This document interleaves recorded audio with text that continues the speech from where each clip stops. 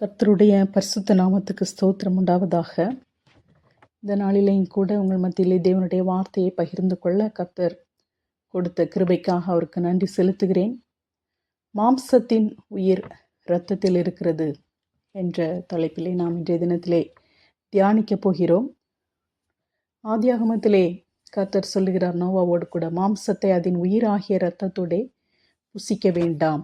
மாம்சத்தின் உயிர் இரத்தத்தில் இருக்கிறது என்று லேவியராகமம் 17:11 வாசிக்கிறோம். மற்றும் சகல மாம்சத்துக்கும் இரத்தம் உயிராய் இருக்கிறது. எந்த மாம்சத்தின் இரத்தத்தையும் புசிக்க வேண்டாம். சகல மாம்சத்தின் உயிரும் அதன் இரத்தம்தானே. எனவே மாம்சத்தின் உயிர் இரத்தத்தில் இருக்கிறது.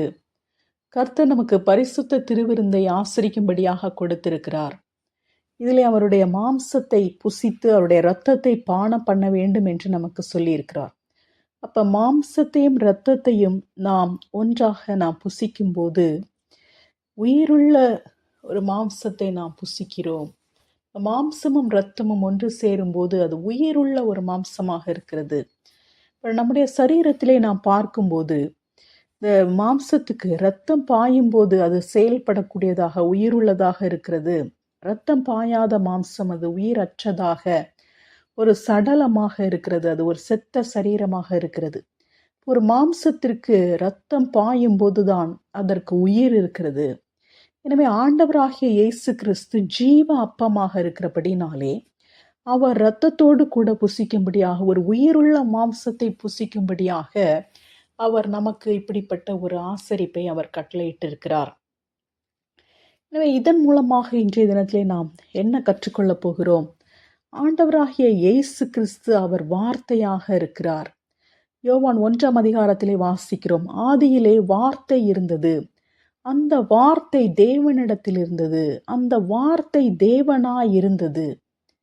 2ஆம் வசனத்திலே அவர் ஆதியிலே தேவனோடு இருந்தார். 1ஆம் வசனத்திலே வார்த்தை என்று வாசிக்கிறோம். 2ஆம் வசனத்திலே அவர், அந்த வார்த்தையை அவர் என்று நாம் வாசிக்கிறோம். 14ஆம் வசனத்திலே அந்த வார்த்தை மாம்சமாகி கிருபையினாலும் சத்தியத்தினாலும் நிறைந்தவராய் நமக்குள்ளே வாசம் பண்ணினார். அவருடைய மகிமையை கண்டோம். அது பிதாவுக்கு ஒரே பேரானவருடைய மகிமைக்கு ஏற்ற மகிமையாகவே இருந்தது. ஆண்டவராகிய இயேசு கிறிஸ்து அவரே வார்த்தையாக இருக்கிறார். வார்த்தையாகிய தேவன் அவர் மாம்சமாகி நமக்குள்ளே வாசம் பண்ணினார். அப்ப திருவிருந்திலே நமக்கு கொடுக்கப்பட்ட மாம்சம் ஆண்டவராகிய இயேசு கிறிஸ்துவை குறிக்கிறது. என் மாம்சத்தை பானம் பண்ணுங்கள் என்று ஆண்டவர் சொன்னது மாம்சம் என்று சொல்லி அவர் வார்த்தையை குறிக்கிறார். வார்த்தை மாம்சமாகி, அப்ப மாம்சம் என்பது தேவனுடைய வார்த்தையை குறிக்கிறது. ஆண்டவராகிய இயேசு கிறிஸ்து வார்த்தையாகிய தேவன். ஆண்டவராகிய இயேசு கிறிஸ்துவை நாம் அனுபவிப்பதற்கு அவர் தம்முடைய வார்த்தையை நமக்கு கொடுத்திருக்கிறார்.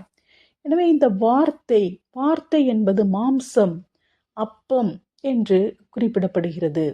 அப்ப இந்த மாம்சத்தின் உயிர் இரத்தத்தில் இருக்கிறது. அப்ப இந்த தேவனுடைய வார்த்தைக்கு ஜீவன், தேவனுடைய வார்த்தைக்கு உயிர் இந்த இரத்தத்தில் இருக்கிறது. பரிசுத்த ஆவியானவரால் இந்த வார்த்தை ஜீவனை பெறுகிறது. நாம் வாசிக்கிறோம், அன்றியும் சகோதரரே, ஆவிக்குரிய வரங்களை குறித்து நீங்கள் அறியாதிருக்க எனக்கு மனதில்லை என்று சொல்லி 1 கொரிந்தியரிலே 12ஆம் அதிகாரத்திலே நாம் வாசிக்கும் போது ஆவிக்குரிய வரங்களை குறித்து பவுல் எழுதுகிறார்.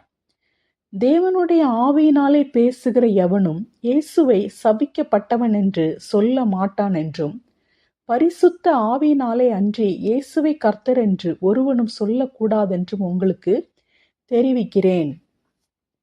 அப்போ ஒருத்தங்க இயேசுவை கர்த்தர் அப்படின்னு சொல்றாங்க அப்படின்னா அது பரிசுத்த ஆவியினாலதான் அவங்க சொல்லுவாங்க. பரிசுத்த ஆவி இல்லாம அவங்க சொல்ல மாட்டாங்க அப்படின்னு சொல்லி இங்கு அப்போஸ்தலனாகிய பவுல் சொல்லுகிறார்.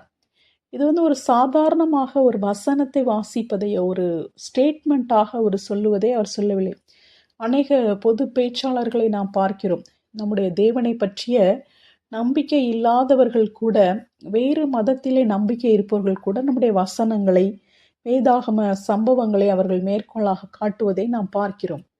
அதை அவர்கள் பரிசுத்த ஆவியினாலே சொல்கிறார்கள் என்று நாம் சொல்ல முடியாது. அவர்கள் அதை ஒரு சாதாரண ஒரு ஸ்டேட்மெண்ட்டாக, ஒரு இன்ஃபர்மேஷனாக, ஒரு ஜெனரல் நாலேஜாக அதை எடுத்து அவர்கள் பேசுகிறார்கள். ஆனால் பரிசுத்த ஆவியினாலே ஒருவன் இயேசுவை கர்த்தர் என்று சொல்லும்போது, அவர் சாதாரணமாக ஒருவர் சொல்லுவதற்கும் பரிசுத்த ஆவியினாலே ஒருவர் சொல்லுவதற்கு வித்தியாசம் இருக்கிறது. பரிசுத்த ஆவியினாலே சொல்லுகிற ஒருவர் தன்னுடைய மனதில் மறுரூபம் அடைந்தவராக, தன்னுடைய ஆவிக்குரிய ஜீவியத்திலே மாற்றம் அடைந்தவராக, அவர் உண்மையாகவே இயேசுவை தன்னுடைய கர்த்தராக, ஆண்டவராக, தன்னுடைய சொந்த இரட்சகராக தன்னை முழுவதுமாக அவர் ஆளுகை செய்ய வேண்டும் என்று சொல்லி அவருடைய ஆளுகைக்கு அர்ப்பணிக்கிறவராக அவர் சொல்லுகிறார். அவர் ஒரு சாதாரண ஒரு ஸ்டேட்மெண்ட்டாக அவர் சொல்லவில்லை. ஆனால் முழு மன மாற்றம் பெற்றவராக அவர் அவ்விதமாக சொல்லுகிறார். அவ்விதமாக முழு மன மாற்றம் பெற்றவராக ஒருவர் இயேசுவை கர்த்தர் என்று சொல்லுகிறார் என்றால் அது பரிசுத்த ஆவியினாலே மாத்திரமே அது நடக்கிறது என்று சொல்லி இங்கு பவுல் சொல்லுகிறார். அதே போல நாம் தேவனுடைய சரீரத்தின் அவயவங்களாக இருக்கிறோம். அந்த அவயவங்கள் ஒவ்வொன்றிற்கும் ஒவ்வொரு கிரியைகளை கர்த்தர் பரிசுத்த ஆவியினாலே கொடுக்கிறார் என்று சொல்லி நாம் வாசிக்கிறோம். எப்படியெனில் ஒருவனுக்கு ஆவியினாலே ஞானத்தை போதிக்கும் வசனம், ஆவியினாலேயே அறிவை உணர்த்தும் வசனம், ஆவியினாலேயே விசுவாசம், ஆவியினாலேயே குணமாக்கும் வரங்கள், வேறொருவனுக்கு அற்புதங்களை செய்யும் சக்தி, தீர்க்க தரிசனம் உரைத்தல், ஆவிகளை பகுத்தறிதல், பற்பல பாஷைகளை பேசுதல், பாஷைகளை வியாக்கியானம் பண்ணுதல், இவைகளை எல்லாம் அந்த ஒரே ஆவியானவர் நடப்பித்து தமது சித்தத்தின்படியே அவனுக்கு பகிர்ந்து கொடுக்கிறார். எப்படியெனில் சரீரம் ஒன்று, அவயவங்கள் அநேகம். ஒரே சரீரத்தின் அவயவங்கள் எல்லாம் ஒன்றாய் அநேகமாய் இருந்தும் சரீரம் ஒன்றாகவே இருக்கிறது. சரீரம் ஒரே அவயவமாய் இராமல் அநேக அவயவமாய் இருக்கிறது. சரீரம் முழுவதும் கண்ணானால் செவி எங்கே? தேவன் தமது சித்தத்தின்படி அவயவங்கள் ஒவ்வொன்றையும் சரீரத்திலே வைத்தார். அவயவங்கள் அநேகமாயிருந்தும் சரீரம் ஒன்றே. எனவே நாம் தேவனுடைய சபையாகிய சரீரத்திலே நாம் அவயவங்களாய் இருக்கிறோம். ஒவ்வொரு அவயவங்களுக்கும் வேலை, உயிரோட்டமாக இருந்து வேலை செய்வது பரிசுத்த ஆவியானவர் மூலமாக அருளப்படுகிறது என்பதை இங்கு தெளிவாக நாம் வாசித்தோம். எனவே நாம் ஒரு வார்த்தையை சொல்லுகிறோம், தேவனுடைய வசனத்தை சொல்லுகிறோம் என்று சொன்னால் அது ஒரு உதடுகளினால் மாத்திரமல்ல, உண்மையாக நாம் சொல்லுவது அது பரிசுத்த ஆவியினால் மாத்திரமே நடக்கிறது. பரிசுத்த ஆவியானவர் மாத்திரமே ஒரு மனிதனுடைய இருதயத்தை மாற்றி அந்த அறிக்கை பண்ணுதலை, இயேசுவை கர்த்தர் என்று அறிக்கை பண்ணுதலை ஒரு முழுமையான அர்ப்பணிப்போடு கூட செய்யும்படியாக பரிசுத்த ஆவியானவர் மாத்திரமே உதவி செய்கிறார். இதை நாம் மத்தேயு 7ஆம் அதிகாரத்திலே கூட நாம் வாசிக்கிறோம். அவர் சொல்லுகிறார், என்னை பார்த்து கர்த்தாவே கர்த்தாவே என்று கூப்பிடுவார்கள் என்று சொல்லி, ஆனாலும் அவர்களை அறியேன் என்று கர்த்தர் சொல்லுகிறார். இப்போ இவர்கள் கர்த்தாவே கர்த்தாவே என்று கூப்பிட்டாலும் அவர்களுடைய மனம் மாறாமல் இருக்கிறது. அவர்கள் மறுரூபமாகாமல் இருக்கிறார்கள். ஆனால் உதடினாலே அவர்கள் கர்த்தாவே கர்த்தாவே என்று கூப்பிட்டாலும் முழுவதுமாக தங்களை அர்ப்பணிக்காதவர்களாக இருப்பதை நாம் பார்க்கிறோம். எனவே ஒரு இரட்சிப்பு என்பது ஆண்டவராகிய இயேசு கிறிஸ்துவுக்கு தானாக முன்வந்து அன்பினால் நிறைந்து மனப்பூர்வமாக இயேசுவுக்கு ஒப்புவிப்பது பரிசுத்த ஆவியானவருடைய கிரியையாக இருக்கிறது. ஒரு விசுவாசிக்குள்ளாக பரிசுத்த ஆவியானவர் செய்கிற கிரியையின் காரணமாகவே இப்படிப்பட்ட மனம் திரும்புதல் உண்டாகிறது. மத்தேயு 15ஆம் அதிகாரத்திலே எருசலேமிலே வேத பாரகர் பரிசேரும் இயேசுவினிடத்தில் வந்து சீஷர்கள் ஏன் கை கழுவாமல் சாப்பிடுகிறார்கள் என்று சொல்லி கேட்டார்கள். அப்பொழுது கர்த்தர் அவர்கள் தகப்பனையும் தாயையும் அவர்கள் கனம் பண்ணுகிறேன் என்று சொல்லி ஒரு பணத்தை கொடுத்து விட்டு, ஆனால் அவர்களை கவனிக்காமல் இருப்பது, அந்த ஒரு பாரம்பரியம் அவர்களுக்குள்ளே இருப்பதை அவர் அங்கு சொல்லுகிறார்.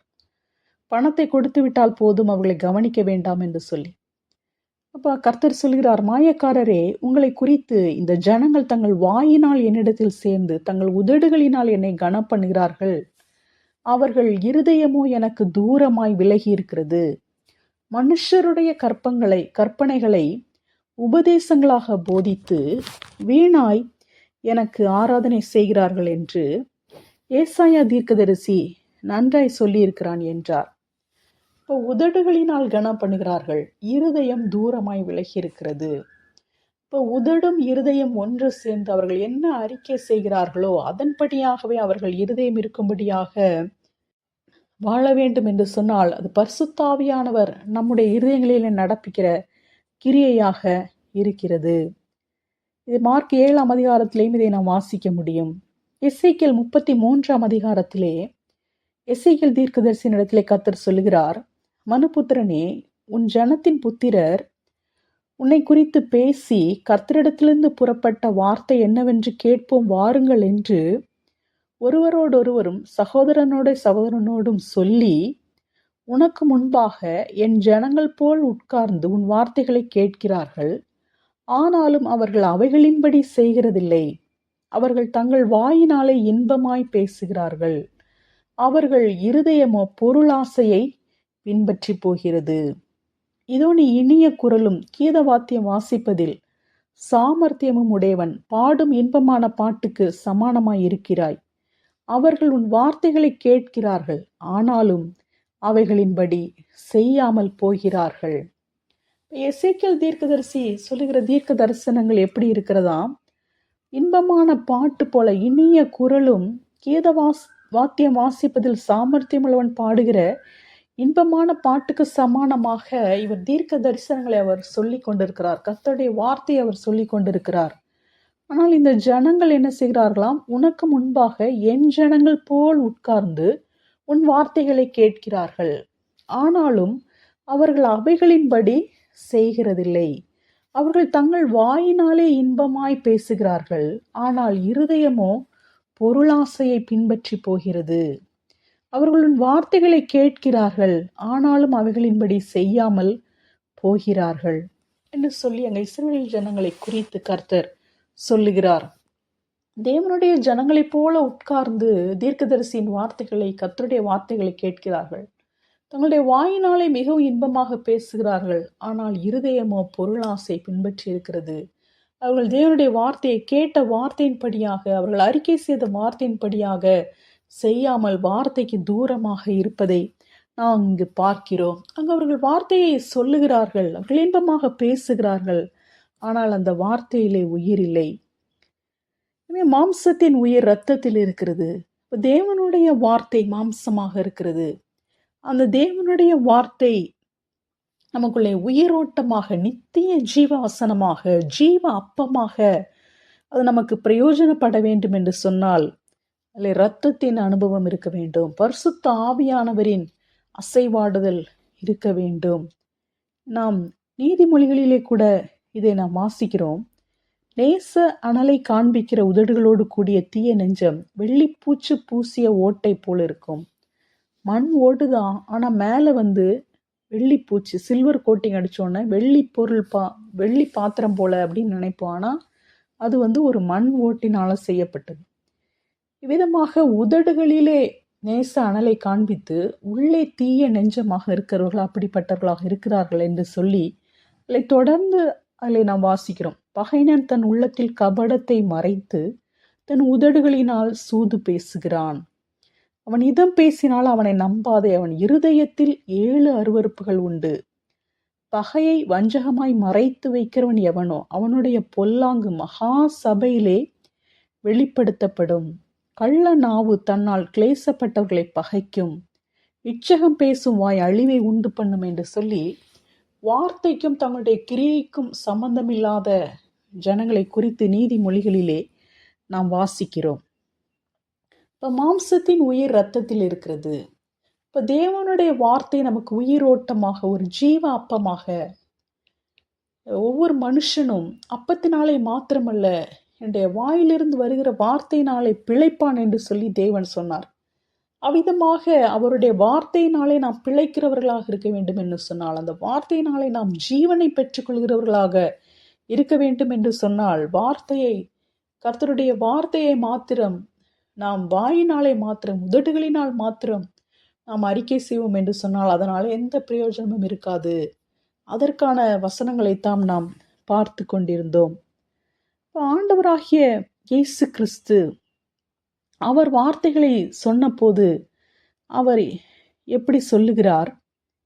யோவான் 5ஆம் அதிகாரத்திலே, எனக்கு சித்தமானதை நான் தேடாமல் என்னை அனுப்பின பிதாவுக்கு சித்தமானதையே நான் தேடுகிறேன் என்று சொல்லுகிறார். அதே போல, நான் உங்களுடனே சொல்லுகிற வசனங்களை என் சுயமாய் சொல்லவில்லை, என்னிடத்தில் வாசமாய் இருக்கிற பிதாவானவரே இந்த கிரியைகளை செய்து வருகிறார்.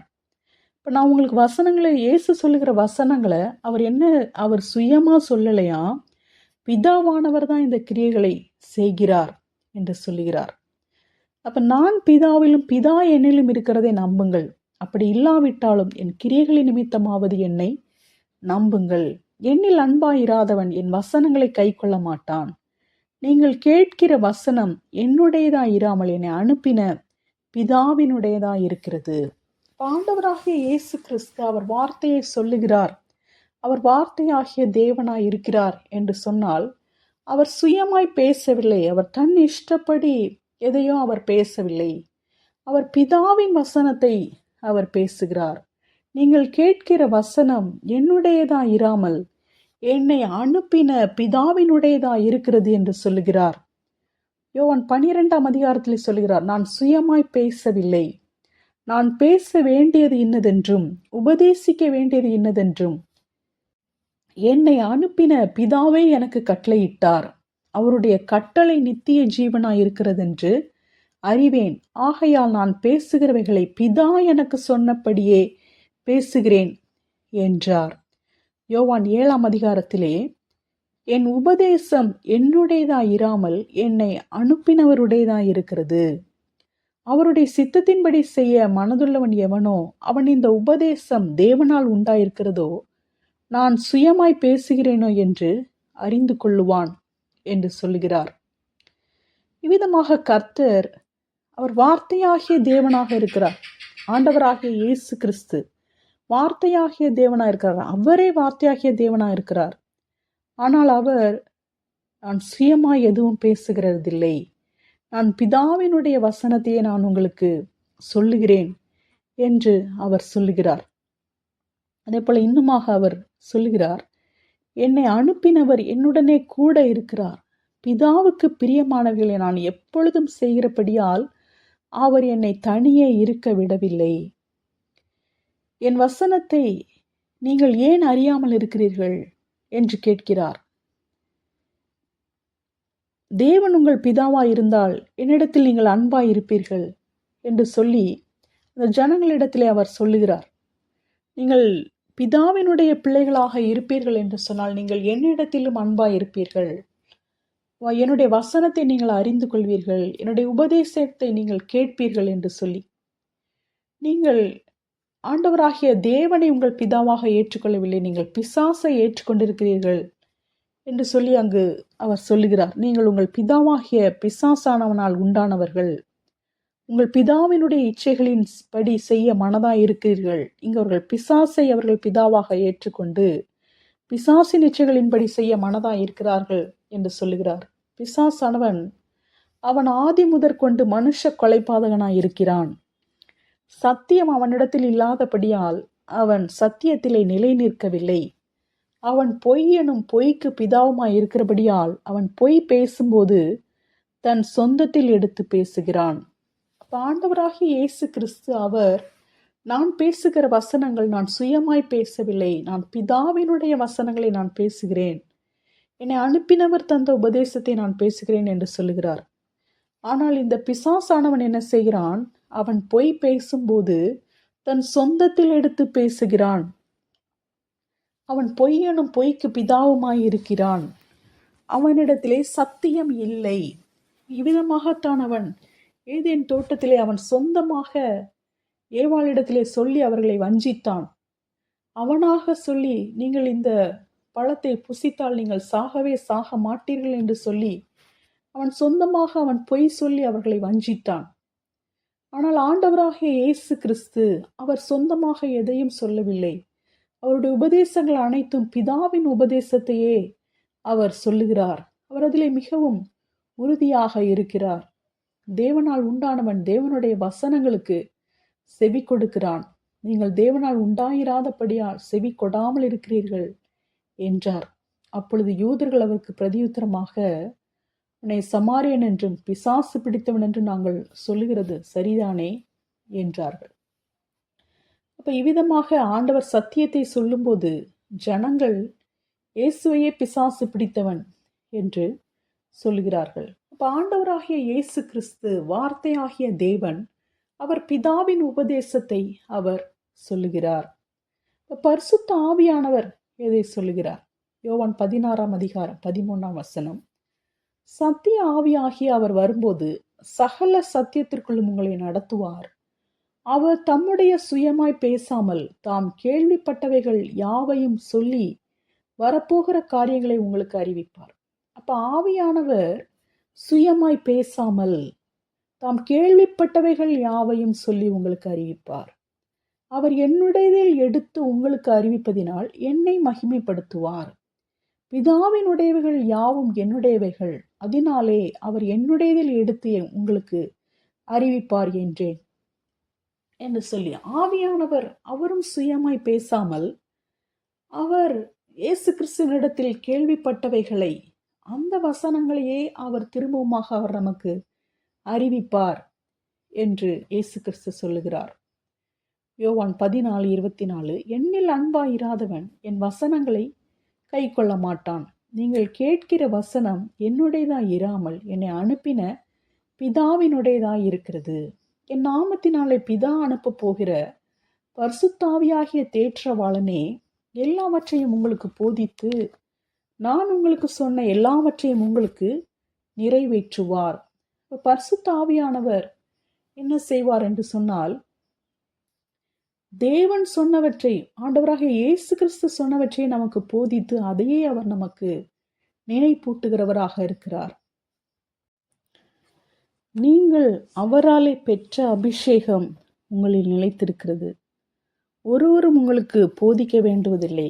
அந்த அபிஷேகம் சகலத்தையும் குறித்து உங்களுக்கு போதிக்கிறது. அது சத்தியமாய் இருக்கிறது, பொய்யல்ல. அது உங்களுக்கு போதித்தபடியே அவரில் நிலைத்திருப்பீர்களாக. அப்ப ஆண்டவராகிய இயேசு கிறிஸ்துவின் வசனங்களை நமக்கு அந்த அபிஷேகம் போதிக்கிறது. அப்ப அபிஷேகம் அவருடைய வசனத்தை நமக்கு போதிக்கிறது, சத்தியமாய் இருக்கிறது, அது பொய் அல்ல. வசனமே சத்தியம். அப்ப அபிஷேகம் நமக்கு வசனத்தை போதிக்கிறது. எனவே நாம் அவருடைய வருகையில் வெட்கப்பட்டு போகாமல் இருக்கும்படியாக நாம் அவரில் நிலைத்திருக்க வேண்டும். அவர் உங்களுக்கு போதித்தபடியே அவரில் நிலைத்திருப்பீர்களாக என்று வாசிக்கிறோம். பரிசுத்த ஆவியானவரும் இயேசு கிறிஸ்து சொன்ன வசனத்தையே சொல்லுகிறார். இயேசு கிறிஸ்து பிதாவின் வசனத்தை சொல்லுகிறார். பிசாசானவன் எதை சொல்லுகிறான்? அவன் பொய்யனும் பொய்க்கு பிதாவுமாயிருக்கிறபடியால் அவன் பொய் பேசும்போது தன் சொந்தத்தில் எடுத்து பேசுகிறான். பிதாவாகிய தேவன் அவருடைய வசனத்தை குறித்து நாம் பார்க்கிறோம். யோவான் 15ஆம் அதிகாரத்திலே ஆண்டவராக இயேசு கிறிஸ்து சொல்கிறார், நான் மெய்யான திராட்சை செடி, என் பிதா திராட்சை தோட்டக்காரர். என்னில் கனி கொடாதிருக்கிற கொடி எதுவோ அதை அவர் அறுத்து போடுகிறார். கனி கொடுக்கிற கொடி எதுவோ அது அதிக கனிகளை கொடுக்கும்படி அதை சுத்தம் பண்ணுகிறார். நான் உங்களுக்கு சொன்ன உபதேசத்தினாலே நீங்கள் இப்பொழுதே சுத்தமாய் இருக்கிறீர்கள். அப்ப தோட்டக்காரராகிய பிதா அதிக கனிகளை கொடுக்கும்படி சுத்தம் பண்ணுகிறார். இயேசு சொல்கிறார், உபதேசத்தினாலே நீங்கள் இப்பொழுதே சுத்தமாய் இருக்கிறீர்கள். அந்த பிதாவினுடைய உபதேசத்தினாலே நாம் சுத்தமாய் இருக்கிறோம். இந்த பிதாவின் உபதேசத்தையே இயேசு நமக்கு சொல்லுகிறார். அவர் சுயமாய் எதுவும் சொல்லுவதில்லை. அதே போல பரிசுத்த ஆவியானவரும் சுயமாய் எதுவும் சொல்லுவதில்லை. என்னிடத்தில் கேள்விப்பட்டவைகளே உங்களுக்கு சொல்லுவார் என்று சொல்லி இயேசு கிறிஸ்து சொல்லுகிறார். நாம் இதை அப்போஸ்தலர் 2ஆம் அதிகாரத்திலே வாசிக்கிறோம். 11ஆம் வசனத்திலே பரிசுத்த ஆவியானவர் பொழிந்தருளி அவர்கள் அந்நிய பாஷைகளை பேசும்போது அங்கிருந்தவர்கள் சொன்னார்கள், இவர்கள் நம்முடைய பாஷைகளிலே தேவனுடைய மகத்துவங்களை பேச கேட்கிறோமே என்றார்கள்.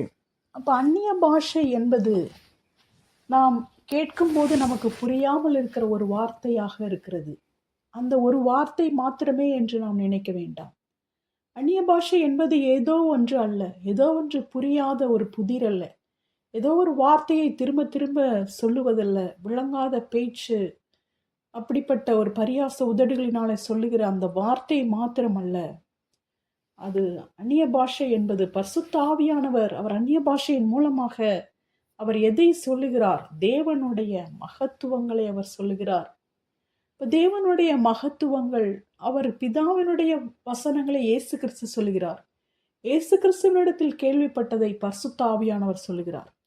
இப்ப நாம் அந்நிய பாஷையிலே பேசுகிறோம் என்று சொன்னால், திராட்சை ரசத்தின் அனுபவம், பரிசுத்த ஆவியானவரின் அனுபவம், அந்நிய பாஷையிலே பேசுதல் என்று சொன்னால், இது ஏதோ வேதத்திற்கு புறம்பான காரியங்கள் எதையும் நாம் செய்ய போவதில்லை. நம் தேவனுடைய வார்த்தையவே பரிசுத்த ஆவியானவர் நமக்கு சொல்லுகிறார். அதையே அவர் நமக்கு போதிக்கிறார், அதையே அவர் நமக்கு நினைப்பூட்டுகிறார். இந்த வசனங்களை நாம் வாசித்தோம்.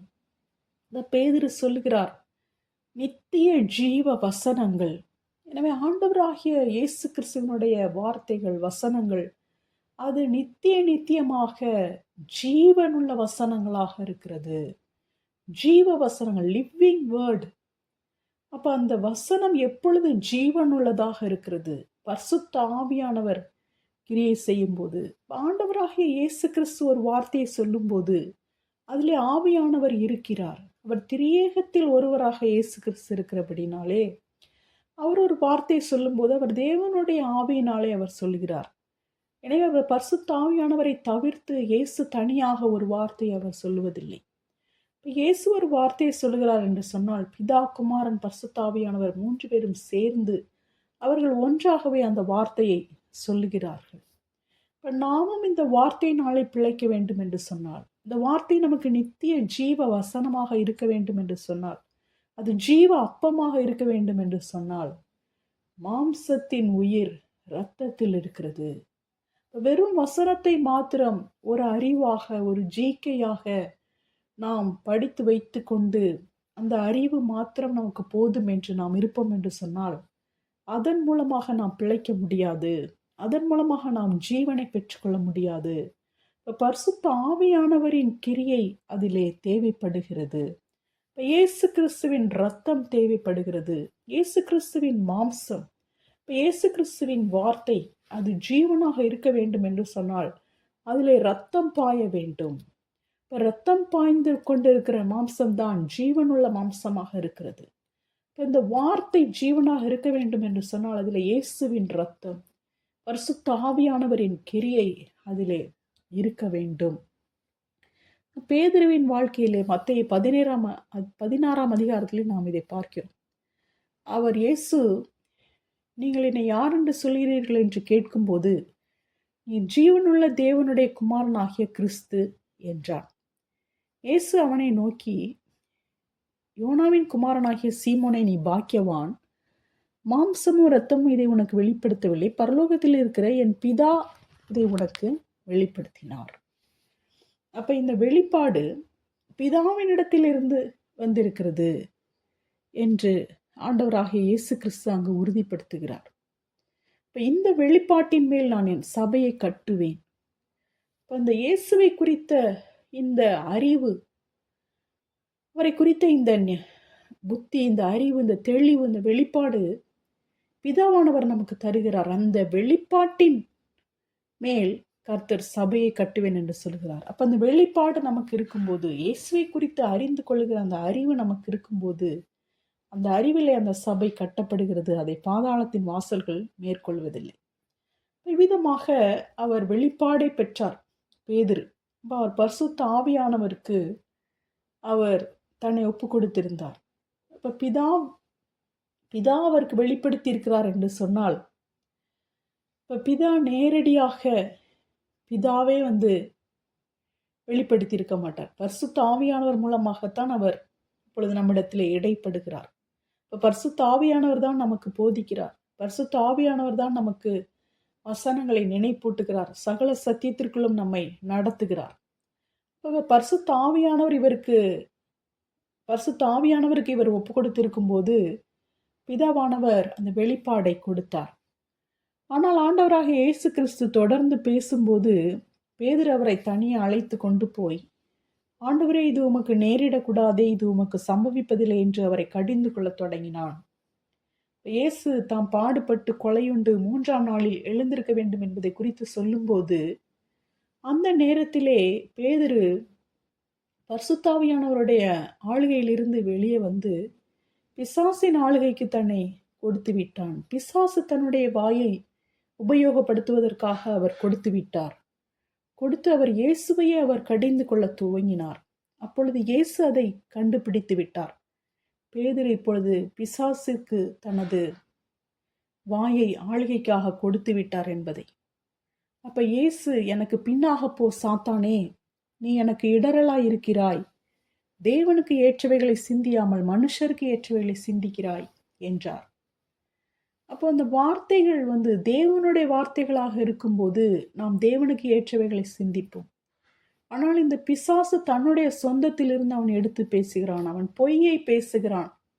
அவன் ஏவாளை எப்படி பொய் சொல்லி வஞ்சித்தானோ அதே போல ஒவ்வொரு மனிதர்களையும் இவ்விதமாக தன்னுடைய சொந்தத்திலிருந்து பொய்யை பேசி வஞ்சிக்கும்படியாக அவன் ஒவ்வொரு நிமிடமும் அவன் அலைந்து கொண்டிருக்கிறான். யாரை விழுங்கலாமோ என்று அவன் வகை தேடி சுற்றி கொண்டிருக்கிறான். அவன் இந்த பொய்யை சொல்லித்தான் விழுங்கலாம் என்று வகை தேடி சுற்றி கொண்டிருக்கிறான். அப்போ இந்த பொய்யை நம்புகிறவர்களைத்தான் அவன் விழுங்க முடியும். அந்த பொய்யை நம்பாதவர்களை அவனால் விழுங்க முடியாது. அப்ப யாரை விழுங்கலாம், யாரை விழுங்கலாம், யார் இந்த பொய்யை நம்புவார்களோ அவர்களை விழுங்கலாம் என்று தான் அவன் சுற்றி கொண்டிருக்கிறான். அப்ப நாம் இந்த வார்த்தைகள் நம்மை நோக்கி வரும்போது இந்த வார்த்தைகள் எங்கே இருந்து வருகிறது? தேவனுக்கு ஏற்ற வார்த்தைகளா, பிதாவினுடைய வார்த்தைகளா? அப்ப பிதாவினுடைய வார்த்தைகளைத்தான் இயேசு சொல்லியிருக்கிறார், அதைத்தான் பரிசுத்த ஆவியானவரும் சொல்லுகிறார். இப்ப இதை விட்டு வேறு மனுஷனுக்கு ஏற்றவைகள், பொய்யானவைகள், பிசாசு தன்னுடைய சொந்தத்திலே பேசுகிறவைகள், அப்படிப்பட்ட வார்த்தைகள் அது தேவனுக்கு பிரியமில்லாத, தேவனிடத்திலிருந்து வராத வார்த்தைகள். அந்த வார்த்தைகளின் மூலமாக பிசாசானவன் நம்மை வஞ்சிக்கும்படியாக சுற்றி கொண்டிருக்கிறான். ஆனால் ஆண்டவராகிய இயேசு கிறிஸ்து அவர் பிதாவின் வார்த்தைகளை அவர் அறிந்தவராக இருக்கிறபடினாலே, பிதாவின் வார்த்தை அல்லாத மற்றொரு வார்த்தை தன்னை நோக்கி வந்தவுடனே அவர் உடனடியாக அதை கண்டுபிடித்து, எனக்கு பின்னாக போ சாத்தானே என்று சொல்லி அவர் விரட்டுகிறார். அதான் பிசாசை நாம் துரத்த வேண்டும். அப்பொழுது அவன் ஓடி போவான். பிசாசுக்கு நாம் பயப்பட வேண்டிய தேவையில்லை. அவன் விதமாக பொய்களை கொண்டு வருவான். நாம் அவனை துரத்தும் போது அவன் ஓடி போய் விடுவான். என் நாமத்தினாலே நீங்கள் பிசாசுகளை துரத்துவீர்கள் என்று ஆண்டவர் சொல்லியிருக்கிறார். எனவே விதமான பொய்யான வார்த்தைகள், தேவனுடைய வார்த்தைக்கு விரோதமான வார்த்தைகள் வரும்போது அது பிசாசினிடத்திலிருந்து வருகிறது. அப்ப தேவனுடைய வார்த்தையானது அது நித்திய ஜீவ வார்த்தையாக இருக்கிறது. அது பரிசுத்த ஆவியினால் நிறைந்த வார்த்தையாக இருக்கிறது.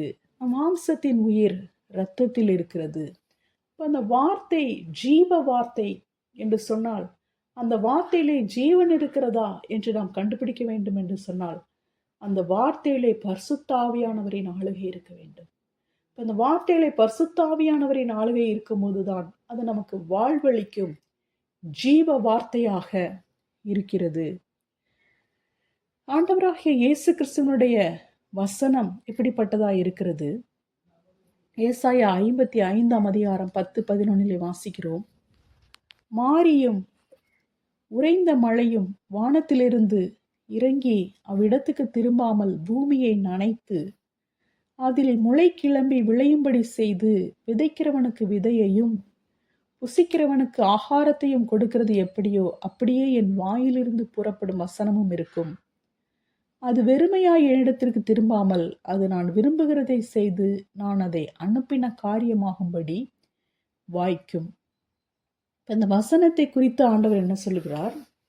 ஒரு மழை பெய்து இல்லைன்னா உறைந்த மழை பெய்து அப்படின்னு சொன்னா அது என்ன செய்யும்? வானத்திலிருந்து இறங்கி பூமியை நனைத்து அதில் முளை கிளம்பி விளையும்படி செய்து விதைக்கிறவனுக்கு விதையை கொடுக்கிறது, புசிக்கிறவனுக்கு ஆகாரத்தை கொடுக்கிறது. அப்படியே என் வாயிலிருந்து புறப்படும் வசனமும் இருக்கும். அது ஆகாரமாகவும் இருக்கும், விதையாகவும் இருக்கும். நாம் வசனத்தை விதையாக விதைக்க வேண்டும் என்று சொன்னால் அது விதையாக நமக்கு கிரியை செய்கிறது. அதை ஆகாரமாக உட்கொள்ள வேண்டும் என்று சொன்னால் அது ஜீவ அப்பமாக நமக்கு கிரியை செய்கிறது. எனவே அந்த வசனமானது வரும்போது அது வெறுமையாய் தேவனிடத்திற்கு திரும்பாமல் தேவன் விரும்புகிறதை செய்து தேவன் அதை அனுப்பின காரியமாகும்படி வாய்க்கும். அப்ப அவர் அனுப்பும்போது அவர் மழையைப் போல அனுப்புகிறார். அப்போ ஒரு மழையைப் போல என்று சொல்லும்போது பரிசுத்த ஆவியானவரை குறிக்கிறார். அப்ப பரிசுத்த ஆவியானவரோடு கூட சேர்த்துதான் அவர் தன்னுடைய வசனத்தை அனுப்புகிறார். அப்ப பரிசுத்த ஆவியானவரோடு கூட அவருடைய ஆவியினாலே அவர் அனுப்பும்போது அவர் ஆவியினாலே அனுப்புகிற அந்த வார்த்தையானது அவர் விரும்புகிறதை செய்து அவர் அனுப்பின காரியமாகும்படி வாய்க்கும். எரேமியா 23ஆம் அதிகாரத்தை நாம் எடுத்துக்கொள்வோம். அங்கு பொய் தீர்க்க தரிசனம் சொல்லுகிற தீர்க்கதரிசிகளை குறித்து நாம் வாசிக்கிறோம். சொப்பன கண்டேன் என்று என் நாமத்தை சொல்லி பொய் தீர்க்க தரிசனம் உரைக்கிற தீர்க்கதரிசிகள் சொல்லுகிறதை கேட்டேன். எது வரைக்கும் இப்படி இருக்கும்? பொய் தீர்க்க தரிசனம் சொல்லுகிற தீர்க்கதரிசிகளின் இருதயத்தில் ஏதாகிலும் உண்டோ?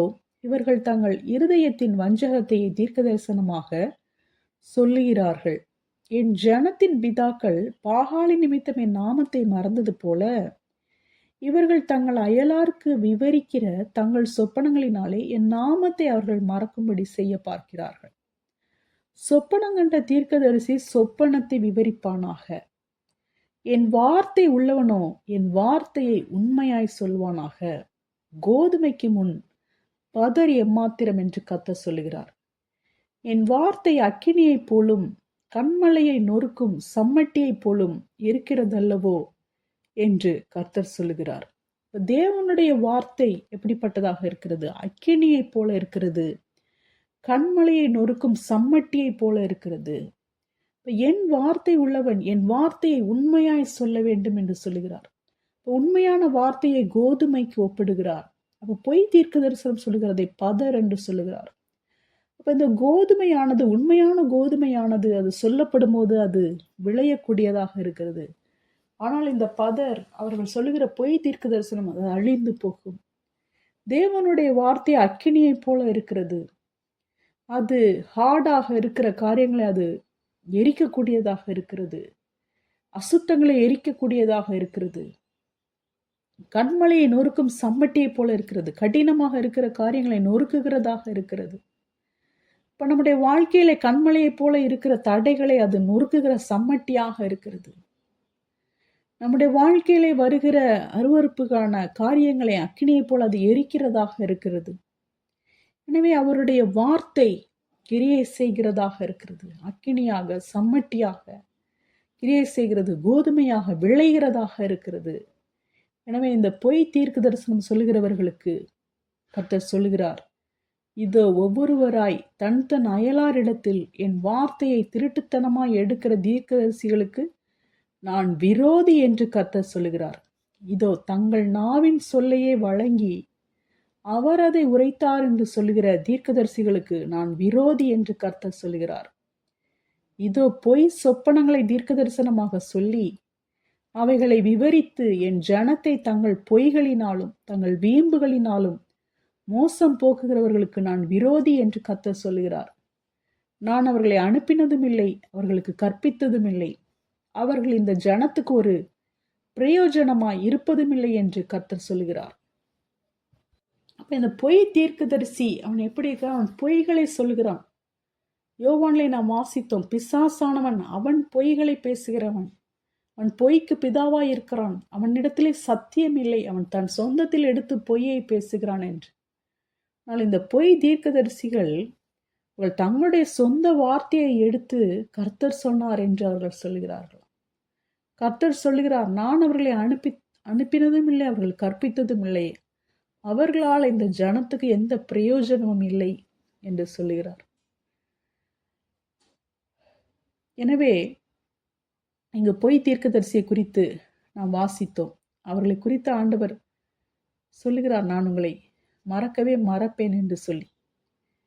எனவே நாம் தேவனுடைய வார்த்தையவே நாம் பற்றிக்கொள்ள வேண்டும். நித்திய ஜீவ வசனத்தை நாம் பற்றிக்கொள்கிறவர்களாக இருக்க வேண்டும். நித்திய ஜீவ வசனம், ஜீவ அப்பம் நமக்கு வாழ்வளிக்கக்கூடியதாக, நமக்கு நித்திய ஜீவனை தருகிறதாக இருக்கிறது. இப்போ பொய் தீர்க்கதரிசிகள் தங்களுடைய சொந்த வார்த்தைகளை எடுத்து சொல்லி அது கர்த்தருடைய வார்த்தை என்று சொன்னாலும் அதை நாம் அறிந்து கொள்ளக்கூடியவர்களாக இருக்க வேண்டும். இந்த பேதுரு தன்னை பரிசுத்த ஆவிக்கு ஒப்பு கொடுத்த போது அவர் ஜீவ வார்த்தையை சொன்னார். பிசாசுக்கு ஒப்பு கொடுத்த போது பிசாசின் வார்த்தையை சொன்னார். இப்போ ஊழியக்காரர்கள் கூட சில சமயங்களிலே பிசாசின் வார்த்தைகளை சொல்லக்கூடும். அதை நாம் எவ்விதமாக நாம் கண்டுபிடிக்க வேண்டும்? அது வேதாகமத்திலிருந்து வருகிறதா? அது இயேசுவின் வார்த்தையா? அது பிதாவின் உபதேசமா? அது பரிசுத்த ஆவியானவரின் வார்த்தையா என்பதை நாம் கண்டுபிடித்து அதன் மூலமாக நாம் உண்மையான காரியங்களை நாம் கண்டு கொள்ள வேண்டும். உண்மையான தீர்க்க தரிசனத்தை நாம் அறிந்து கொள்ள வேண்டும். பொய் தீர்க்க தரிசனங்களை நாம் அறிந்து கொள்ளுகிறவர்களாக நாம் இருக்க வேண்டும். நம்முடைய வசனமானது ஆவியின் பட்டயமாக இருக்கிறது. எபேசியர் 6:17 நாம் வாசிக்கிறோம். தேவ வசனமாகிய ஆவியின் பட்டயம். அப்ப ஆவியினாலே நமக்கு கொடுக்கப்பட்டிருக்கிற பட்டயம் தேவ வசனம். அப்ப ஆவியானவரை வைத்து நாம் யுத்தம் செய்ய வேண்டும். ஆவியானவரின் மூலமாக நாம் யுத்தம் செய்ய வேண்டும் என்று சொன்னால் அதற்கு பட்டயமாக நமக்கு என்ன கொடுக்கப்பட்டிருக்கிறது? தேவ வசனம். ஆவியானவரின் மூலமாக நாம் அந்நிய பாஷைகளை பேசுகிறோம் என்று சொன்னால் அந்த அந்நிய பாஷையிலே நாம் தேவனுடைய மகத்துவத்தை, நாம் தேவனுடைய வசனத்தை, தேவனுடைய வார்த்தையை தான் நாம் பேசுகிறோம். பரிசுத்த ஆவியானவர் தேவனுடைய வார்த்தையை தான் நமக்கு நினைப்பூட்டுவார். அப்ப நான் அந்நிய பாஷையை பேசுகிறேன் என்று சொல்லி வேதத்துக்கு விரோதமான ஒரு காரியத்தை ஒருவர் சொல்லுவார் என்று சொன்னால் அது ஆவியானவரிடத்திலிருந்து வரவில்லை என்பதை நாம் கற்றுக்கொள்ள வேண்டும். நாம் அறிந்து கொள்ள வேண்டும். அதை புரிந்து கொள்வதற்கு உணர்வுள்ளவர்களாக நாம் இருக்க வேண்டும். ஆவியின் பட்டயம் தேவ வசனமாக இருக்கிறது. ஆவியானவரை கொண்டு நாம் யுத்தம் செய்ய வேண்டும். ஆவியானவரின் பலத்தோடு கூட நாம் யுத்தம் செய்ய வேண்டும் என்று சொன்னால் நம்முடைய கையிலே பட்டயமாக தேவ வசனம் இருக்கிறது.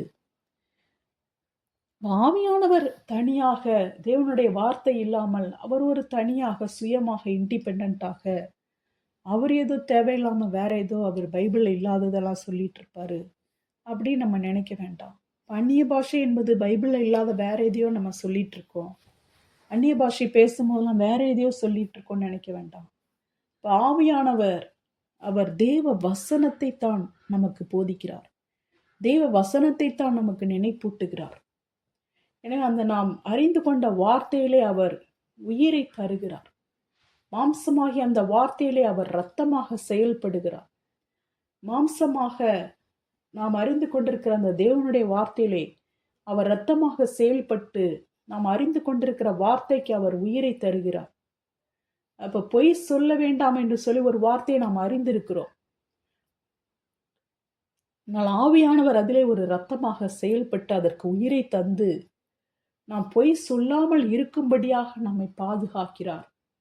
நாம் பொய் சொல்லுகிற தருணங்களிலே நீ பொய் சொல்லுகிறாய், இது தவறு, இது பாவம் என்று நமக்கு சுட்டி காட்டுகிறார். நாம் மன்னிப்பு கேட்க வேண்டிய காரியங்களை அவர் நமக்கு நினைப்பூட்டி, நீ இந்த காரியத்திற்கு நீ மன்னிப்பு கேட்க வேண்டும், இல்லை என்றால் நீ இதற்கு அவர்களை மன்னிக்க வேண்டும், நீ இந்த இடத்திற்கு செல், இந்த இடத்திற்கு செல்லாதே என்று சொல்லி கர்த்தர் பரிசுத்த ஆவியானவர் நமக்கு போதிக்கிறார். நாம் பெற்ற அபிஷேகம் நமக்கு சகலத்தையும் போதிக்கிறது. தனியாக வேற எதையோ தேவையில்லாத வார்த்தைகளை வைத்து போதிப்பதில்லை. தேவனுடைய வார்த்தையின் மூலமாக நமக்கு போதிக்கிறது.